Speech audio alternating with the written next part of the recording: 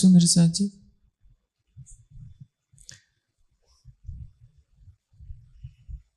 ऐसे तो ये कार्यक्रम 8 बजे प्रारंभ होना चाहिए था, लेकिन आपकी लेट लतीफी के कारण 9 बजे प्रारंभ हुआ। जीवन में एक एक मिनट का मूल्य हम नहीं जानते। वाणी क्या कहती है? तेरी गिनती बांधी श्वासों श्वास, एक श्वास की भी नहीं आस। हमें ये नहीं मालूम है कि जागनी ब्रह्मांड में हमारे जीवन के एक एक पल का कितना महत्व है।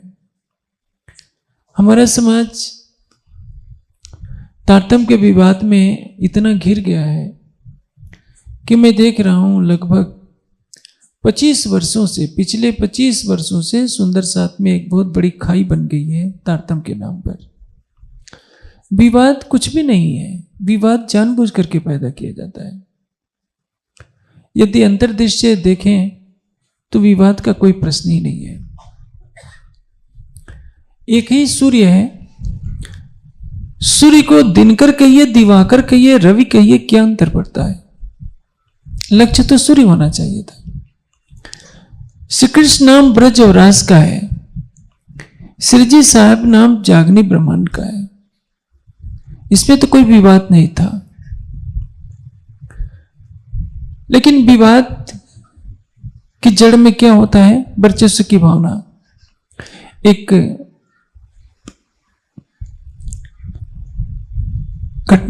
कहानी है कि एक भेड़िया भेड़ के बच्चे को धमकाने लगा कि तुमने मुझे पिछले साल क्यों गाली दी थी? भेड़ के बच्चे ने कहा कि हुजूर, मैं तो केवल 6 महीने का हूं, पिछले साल तो मेरा जन्म ही नहीं हुआ था। भेड़िया कहता है कि तुमने नहीं, तेरे बाप ने मुझे गाली दी थी, मैं तो तुझे खाऊंगा। भाई खाना हो तो ऐसे ही खा लो, क्यों बहाना बनाते हो कि तुमने पिछले साल गाली दी थी? संसार में ये प्रवृत्ति रही है, वर्चस्व की होड़, और इसीलिए धर्म की बातों को एक बहाना बनाया जाता है, ढाल बनाकर विवाद खड़े किए जाते हैं। मैं आपको बताता हूं तारतम्य के प्रारंभ में ये होता क्या है।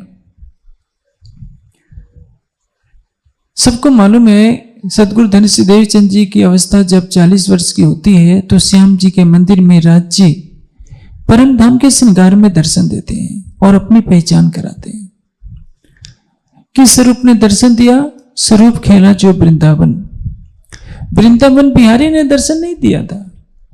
वृंदावन बिहारी के रूप में राज्य के जिस आवेश स्वरूप ने लीला की थी, स्वरूप खेला जो वृंदावन, वृंदावन के अंदर जिस राज्य के आवेश स्वरूप ने लीला की थी, वृंदावन बिहारी के रूप में राज्य का वही श्रृंगार परम धाम के स्वरूप में दर्शन देता है।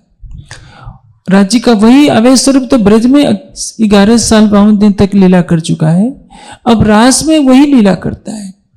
जागने के ब्रह्मांड में देवचंद जी के सामने वही प्रकट होता है और उनके धाम हृदय में विराजमान होकर पुनः महराज के अंदर वही लीला करता है। स्वरूप एक है, अलग अलग जगहों पर अलग अलग तन धारण करता है। ब्रजरास में श्री कृष्ण का तन धारण किया, जागने के ब्रह्मांड में श्री देवचंद जी और श्री महराज का तन धारण किया। हम स्वरूप की पहचान नहीं करते, रूप की पहचान करते हैं कि श्री कृष्ण जी बड़े हैं, देवचंद जी उनके भक्त हैं, प्राणनाथ जी उनके शिष्य हैं। ऐसा नहीं है। प्राणनाथ कौन है? जो हमारी आत्मा का प्रियतम है, वही प्राणनाथ है। मांगा किया राधाबाई का, पर ब्याहे नहीं प्राणनाथ। ब्रज में भी प्राणनाथ, रास में भी प्राणनाथ है। कंठ बायोडी फरे साथ एम रंगे श्री प्राणनाथ। देवचंद जी के अंदर भी लीला करने वाला कौन है? वही प्राणनाथ है। प्राणनाथ कोई व्यक्ति नहीं है, आत्मा का जो प्रीतम है वही प्राणनाथ है। कहे सुंदरबाई अक्षरातीत से खेल में आए साथ, दोये सुपन तीसरा दिखाया श्री प्राणनाथ। प्राणनाथ कहाँ है? मूल मिलावे में जो राज्य हैं उनको प्राणनाथ कहते हैं, वो हमारी आत्मा के आधार है। और जब महामती जी के धाम हृदय में राज्य विराजमान होते तो क्या कहते हैं? ए टीका ए पावड़ो ए निछावराय, श्री प्राणनाथ के चरण पर छत्ता बोली बल जाए। विवाद तब खड़ा होता है जब हम प्राणनाथ जी को एक व्यक्ति मान लेते हैं, देवचंद जी को शिष्य मान लेते हैं, प्राणनाथ जी को देवचंद जी का शिष्य मानते हुए उनको संत महापुरुष कभी कहने लगते हैं, श्री कृष्ण को परमात्मा घोषित कर देते हैं और कहते हैं कि केवल नाम श्री कृष्ण ही है। अब सोचिए, आप अपने बेटे का नाम श्री कृष्ण रख देंगे तो क्या अक्षरातीत हो जाएगा? ये तो शब्द है, संबोधन है। जब तक किसी स्वरूप में अक्षरातीत का आवेश स्वरूप विराजमान न हो तब तक कोई भी संबंध पुकारिए वो अक्षरातीत नहीं हो सकता। पिया की अति प्रसन्न 3 बेर दिए दर्शन। देवचंद जी को पहली बार दर्शन होता है पठान के भेष में, दूसरी बार दर्शन होता है चितवनी के रूप में, ब्रज बिहारी के रूप में, और तीसरी बार राज्य दर्शन देते हैं परम धाम के श्रृंगार के रूप में। और कहते, और इसका वर्णन क्या है? वृत्तांत मुक्तावली में विस्तार से लिखा हुआ है कि सिंदूरिया रंग की पाग है, केसरिया रंग की जार है, श्वेत रंग का जामा है, नीलो पीलो रंग का पटुका है, आसमानी रंग की पिछौरी है। ये सारा वर्णन किसका है? परम धाम के श्रृंगार का है। इसलिए परम धाम के श्रृंगार में राज्य दर्शन देते हैं, देवचंद जी के धाम हृदय में बैठ जाते हैं।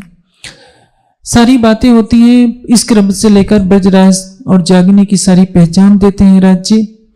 देवचंद जी पूछते हैं, धनिक कहाँ जाओगे? राज्य क्या कहते हैं?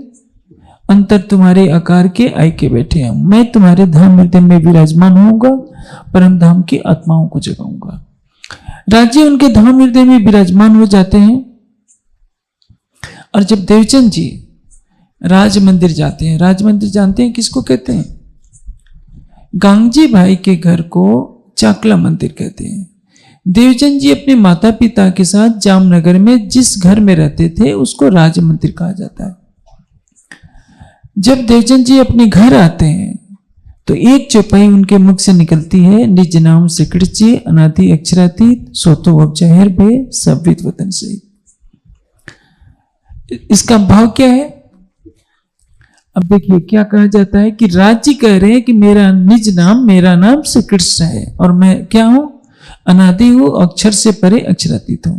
ऐसा नहीं है। जिन्हें व्याकरण का थोड़ा भी सामान्य ज्ञान होता है उनको मालूम है कि कौन कह रहा है।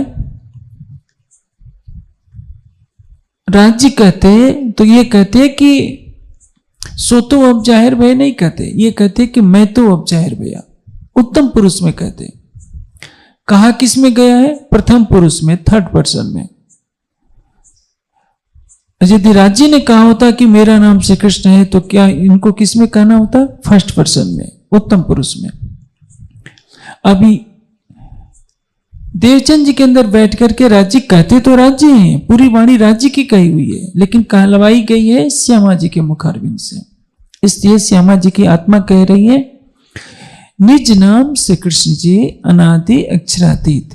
जो अनादि है, अक्षर से परे, उत्तम पुरुष अक्षरातीत है, उनका नाम ब्रज में रास में श्री कृष्ण है। श्री कृष्ण नाम से उन्होंने ब्रजरास में लीला की है और वही अक्षरातीत अब सविविध वतन सहित परम धाम का सारा ज्ञान लेकर सोतो अब जाहिर वे मेरे धाम हृदय में प्रकट हुए हैं।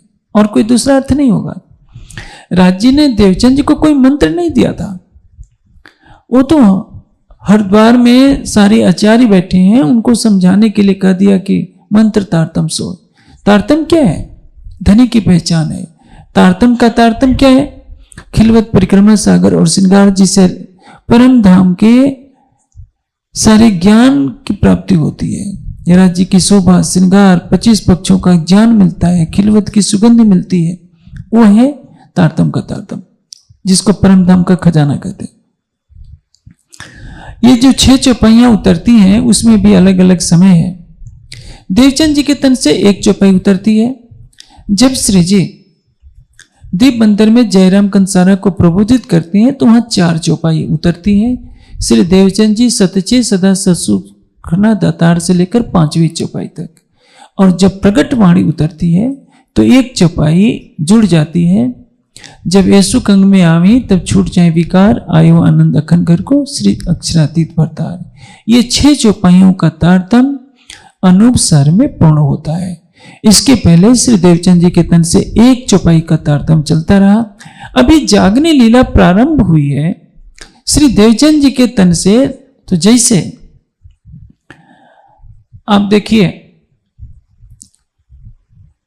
जो लीला अभी प्राणनाथ जी के स्वरूप से, देवचंद जी के स्वरूप से प्रारंभ ही नहीं हुई, तो प्रारंभ हुई है, अभी पूर्ण नहीं हुई है। तो जो पहले ब्रजराज में लीला हो चुकी है और ब्रजराज में जो नाम चलता रहा उसी का नाम ही तो लिया जाएगा कि अक्षरातीत ब्रजराज में आए थे तो श्री कृष्ण नाम से लीला किए, इसलिए उस नाम से तारतम्य उतरता है। निज नाम श्री कृष्ण जी अनादि अक्षरातीत, अर्थात जो अनादि है, अक्षर से परे उत्तम पुरुष अक्षरातीत है। ब्रजराज में उनका नाम श्री कृष्ण था और वे परम धाम का सारा ज्ञान लेकर मेरे धाम हृदय में प्रकट हुए हैं। ये कौन कह रहा है? श्यामा जी की आत्मा। अब समय बदलता है, श्री देवचंद जी का तन छोड़कर के राजी युगल स्वरूप महामती जी के धाम हृदय में विराजमान हो जाते हैं। हफ्से में वाणी का अवतरण प्रारंभ होता है, जागने लीला प्रारंभ होती है। 1735 का समय है, औरंगजेब को संदेश देना है और उस समय सनंद ग्रंथ की वाणी अवतरित होती है।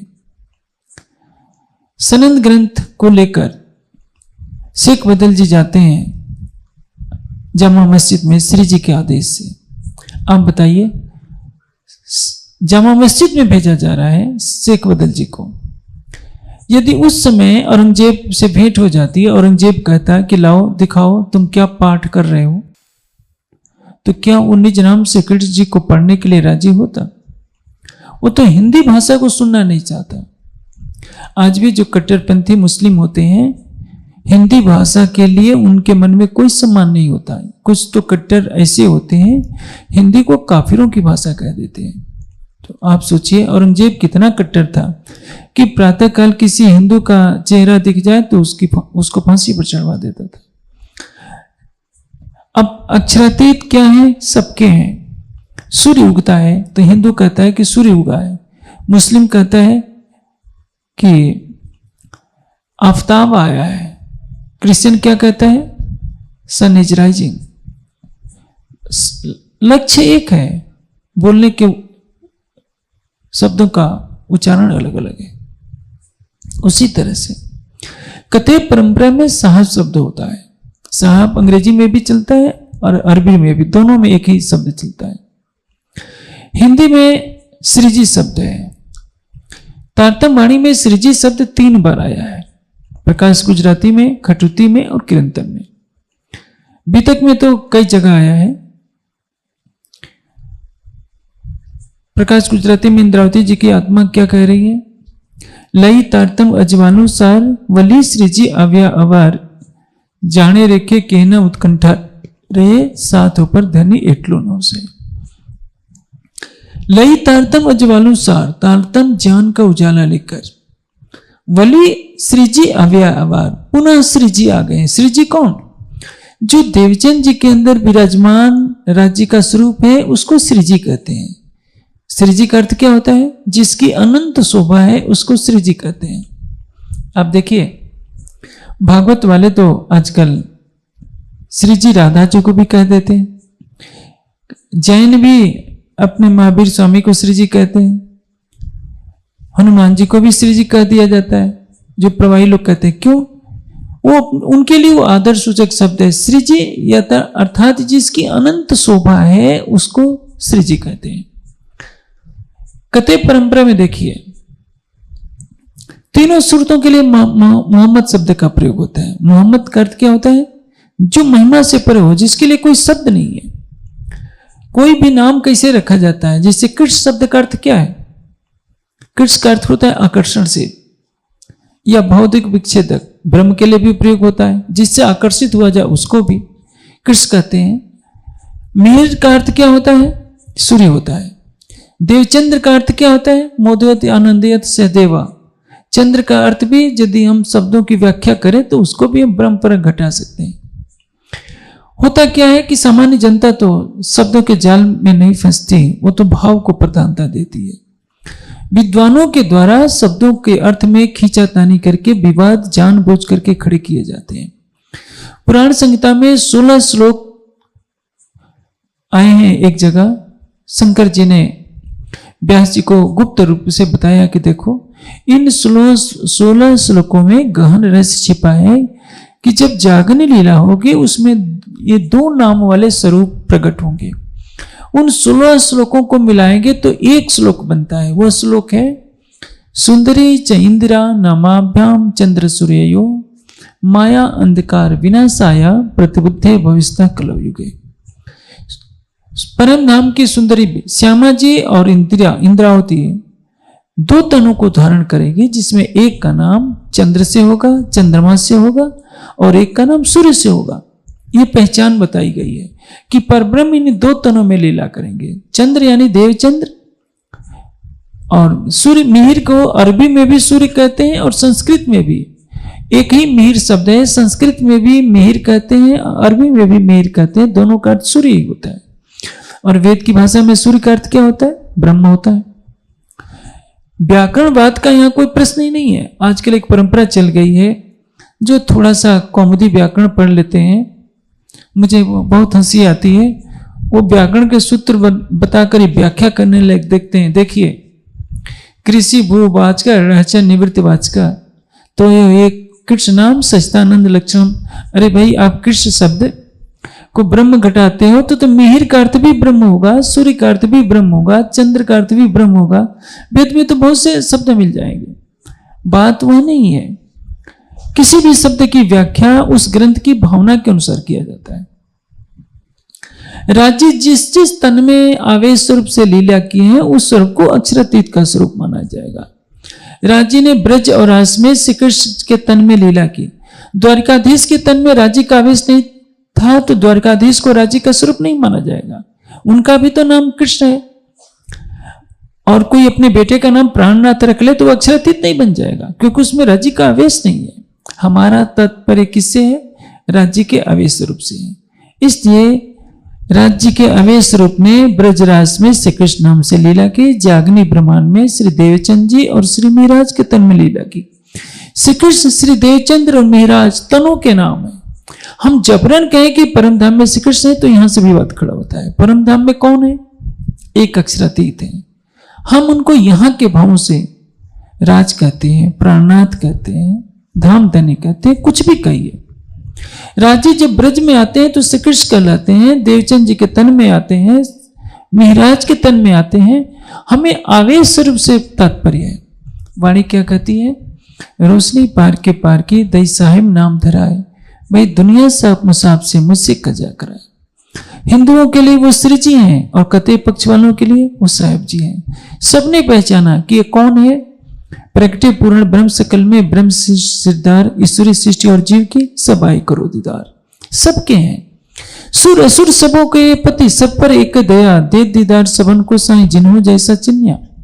श्री जी के चरणों में यदि लाल दास जी हैं, भीम बाई हैं, मुकुंद दास जी हैं, तो मिहीन खान भी है, शेख बदल भी है। कितने मुस्लिम हैं? वो साहिब मान रहे हैं लेकिन अक्षरातीत मान रहे हैं। इसलिए आप बताइए, श्री जी शेख बदल से कहते हैं कि शेख बदल इस सनद ग्रंथ को ले जाओ और जमा मस्जिद में सुनाओ, तो उस पर क्या लिखा जाएगा? किसने परिवर्तन किया? श्री जी के आदेश से परिवर्तन हुआ। न तो सरकार श्री ने किया, न मैंने किया, न किसी ने किया। श्री जी के आदेश से हुआ, क्योंकि श्री जी ने ही शेख बदल को आदेश दिया कि शेख बदल इस सनद ग्रंथ को ले जाओ, जमा मस्जिद में सुनाओ। सरसावा में 250 साल से अधिक पुरानी बीतक है जिसमें श्री जी की छाप है, और 250 साल से अधिक स्वरूप साहब है जिसमें श्री जी की छाप है। ये किसी ने परिवर्तन नहीं किया। विवाद तो बिना मतलब का खड़ा कर दिया जाता है, और इसका शिकार कौन होता है? भोला भाला सुंदर साहब, देखो मंत्र बदल दिया। मंत्र कौन बदल सकता है? रास प्रकाश गुजराती, कलश गुजराती, खटृति और सनन और किरंतन, इन 5 किताबों में निज नाम श्री कृष्ण जी ही रहेगा, श्री जी नहीं रहेगा। 1735 के पश्चात जो वाणी उतरेगी उसमें निज नाम श्री जी साहब शुरू होगा, क्योंकि श्री जी के आदेश से चलता है। उसमें कोई भी व्यक्ति हेर फेर नहीं कर सकता है। जैसे देवचंद जी के तन से निज नाम श्री कृष्ण जी का तारतम उतरा, तो 1735 तक वही तारतम चलेगा, उसको हटाया नहीं जा सकता। और इसलिए समाज में दोनों तारतम्य की आवश्यकता है, दोनों तारतम्य रहे। जिसकी जिस पर श्रद्धा हो माने, जिसको ब्रजराज का नाम प्रिय लगता है माने, इसमें कोई भी बात नहीं। जिसको जागनी का स्वरूप प्रिय लगता है, और यह सच बात है। वाणी की एक चौपाई सनंद में क्या कहा है, तारीफ मोहम्मद मेहदी की ऐसी सुनी न कोई क्या है, कई हुई सी कई हुए कई हो सी पर किन ब्रह्मांडों ने। अब तक कितने भी ब्रह्मांड हो गए, लेकिन प्राणनाथ जी की महिमा के बराबर न तो अब तक कोई हुआ है, न है, न होगा। यदि हम वाणी को मानते हैं तो मैं निज नाम श्री जी साहब को के तारतम्य को स्वीकार करने में कोई कष्ट नहीं होना चाहिए। लेकिन परंपरा की दुहाई दे दी जाती है कि देखो इन्होंने तारतम्य बदल दिया, ये कर दिया, तारतम्य को बोल करके सुना देंगे तो मंत्र की शक्ति चली जाती है। अरे भाई, अखंड का ज्ञान उतरा है, अखंड के ज्ञान को अब कह देंगे तो उसकी शक्ति घट जाएगी, तो क्षर ब्रह्मांड का मंत्र हो गया। अखंड की कोई शक्ति नष्ट नहीं होती है। तारतम्य को आज भी कान में फूंका जाता है। यह फूंकने की बीमारी कब से चली है कि कोई सुन न ले। ये मध्यकाल में ऐसा हुआ, छूत छात का रोग था। स्त्री और शूद्र को गायत्री मंत्र नहीं सुनाते थे, या कोई भी अपना मंत्र नहीं सुनाता था, तो सोचे थे कि कान में चुपके से कह दे। कान में चुपके से कहते कहते बीमारी एक क्या कहते, एक अंध परंपरा चल गई कान में फूंक मारने की। कोई भी ऋषि मुनि योगी यति कान में फूंक नहीं मारता, लेकिन हमारे समाज में आज उसको ढोया जा रहा है। यदि मंत्र न कहे, अक्षरातीत का नाम न ले, तो किसका नाम न ले। मंत्र में क्या होता है, अक्षरातीत की पहचान होती है। मननाथ मंत्र, गायत्री मंत्र में किसकी पहचान है, परमात्मा की पहचान है। कलमा में किसकी पहचान है, परमात्मा की पहचान है। उसी तारतम्य मंत्र में क्या है, अक्षरातीत की पहचान है। उसको कहो नहीं, क्या अंध परंपरा सिखा दी जाती है, उसको बोल करके नहीं कहना, नहीं तो मंत्र की शक्ति चली जाएगी। तो ऐसे तारतम्य मंत्र को क्या मानना जिसको कहने से उसकी शक्ति चली जाती है। यह भ्रम निकाल देना चाहिए, यह अंधविश्वास है। तारतम्य ज्ञान फैलाने के लिए, छिपाने के लिए नहीं, परमात्मा का ज्ञान फैलाने के लिए होता है। ऐसे ही अंध परंपरा मध्यकाल में फैला दी गई कि शूद्र और स्त्री यदि गायत्री मंत्र बोलते हैं तो उनकी जीवा काट लो, उनके कान में शीशा पिघला करके डाल दो। ये क्या है, अत्याचार है धर्म के नाम पर। इसलिए मैं पूरे देश विदेश के सभी सुंदर साथ से कहूंगा, निवेदन करूंगा कि तारतम्य का विवाद छोड़ें, मिलजुल करके रहें। जिसकी जिस पर आस्था हो वो तारतम्य का पाठ करे, लेकिन है तो ये बच्चों के लिए, जिसको परम धाम का ज्ञान मिल जाएगा वो इस विवाद में कभी पड़ेगा नहीं। आप ये बताइए, ब्रज में कृष्ण का नाम तो अनेकों है। कोई उनको गोपाल कहता है, कोई मुरारी कहता है, कोई कुछ कहता है, कोई कुछ कहता है। कभी गोपियों में झगड़ा हुआ था कि तुम ये कहती हो, तुम ये कहती हो। ये झगड़ा कौन मचाते हैं, जिनको शरीयत प्रिय है, जिनको न परम धाम से लेना है न राज्य से लेना है, वही विवाद खड़ा करते हैं। आप इतने सुंदर साथ बैठे, कोई बता सकता है कि राधा ने कोई मंत्र जपा है? राधा क्या माला लेकर जप करती थी, या कोई गोपी माला लेकर जप करती थी?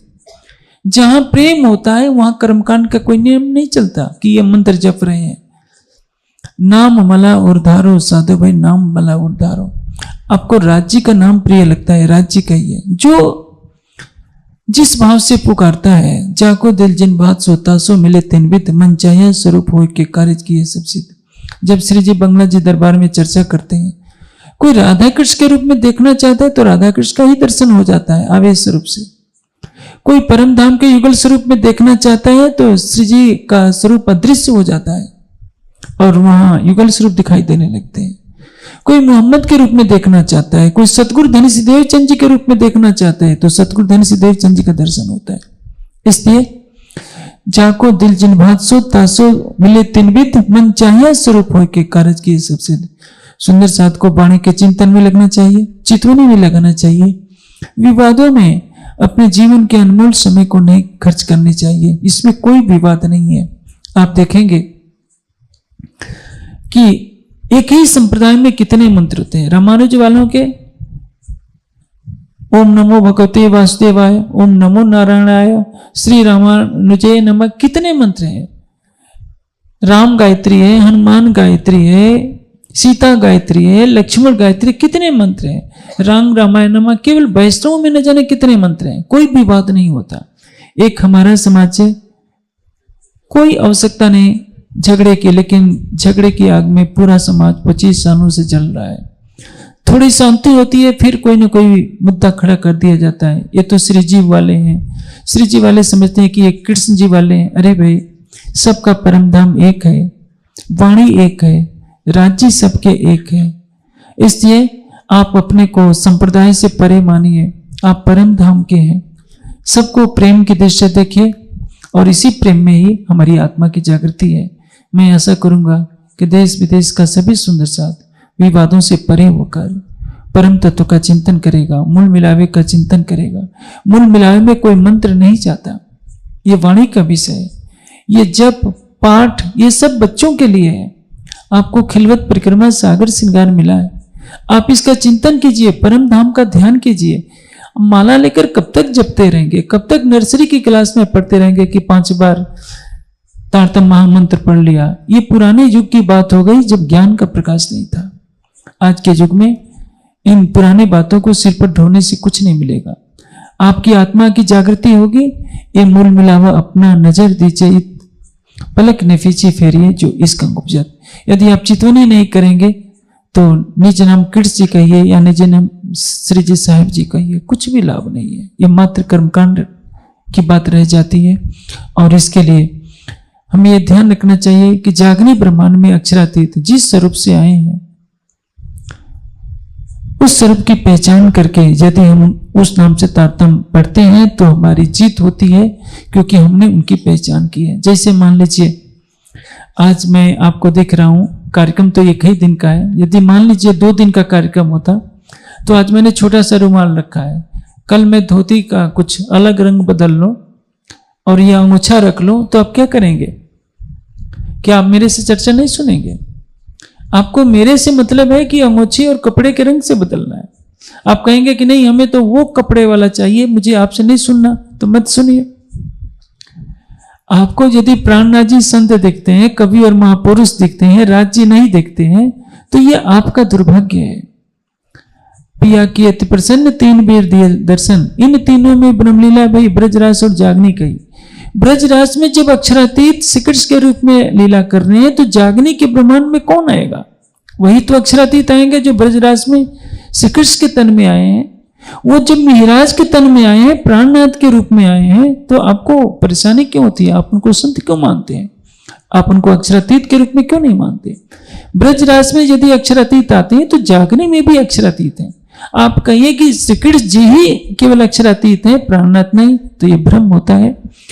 हमें सबको प्राणनाथ जी के स्वरूप को समझना होगा। प्रगटे पूर्ण ब्रह्म सकल में, ब्रह्म शेष सिरदार, ईश्वरी सृष्टि और जीव की सब आए करो दीदार। अब वही पूर्ण ब्रह्म सच्चिदानंद आए हैं अपने अवेश स्वरूप से। इसलिए वाणी क्या कहती है? तुम्हें उतारा अर्श से, तुम्हें क्यों मिला, तुम्हें से दई सुदर्श की जो अर्श में हुआ। मैं 20 मिनट ज्यादा बोल गया, 1 घंटे तो आप लोग बर्बाद करती हैं। अब मैं अपना वक्तव्य समाप्त करता हूं। ऐसे शायद ही कभी इतना हुआ होगा कि 20 मिनट में ज्यादा बोला हूं। मेरा प्रयास रहता है कि मैं 2 मिनट भी अधिक नहीं बोलूं। अब ज्योत्सना बहन जी के मुखारबिंद से आप गुजराती में चर्चा सुनेंगे। सबको